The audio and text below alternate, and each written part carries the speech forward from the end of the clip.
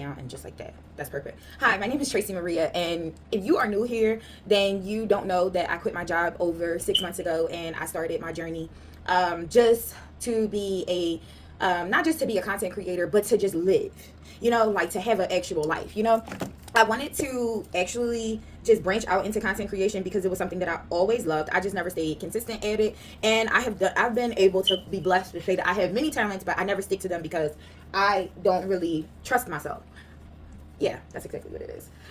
This video is really hard because I have to be transparent. I'd rather just come on here sometimes and just say, hey, I'm using this product, you should use it too. But I think people want to see more realness from people, and I feel like I can relate to the corporate girlies out there that don't really know what they got going on. I just felt like my job was not stable for me, and I didn't know what God had planned for me, but I knew that I wanted a change.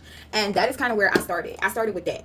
I started going to therapy while I was still working, and I literally planned my whole life around my therapy experience. I actually also decided that I was going to go ahead and get saved, and that also catapulted a whole nother genre of routines and things that I had no idea about. So essentially, that's what I was doing. And I want to be honest and say that life is what you make it. Like, I know that everything I'm about to say is going to be cliche, but I promise you, like, really, I had to change. How I changed my life was I changed my mind.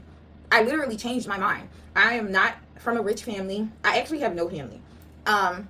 I have family like everybody else does, but I have no real like counterparts or whatever, and I have nobody that I can really call. Like, if something wants to happen to me, I'm just out here by myself. And I know that there's a lot of women in America that live out the same exact life as me. So with that being said, I literally cried many nights. I prayed many nights, and I just was like, I want to change. I don't want to be this person anymore. Like, I had literally went from one domestic violence relationship to the next domestic violence relationship. One was one extreme to the next, and I was tired. I was so exhausted.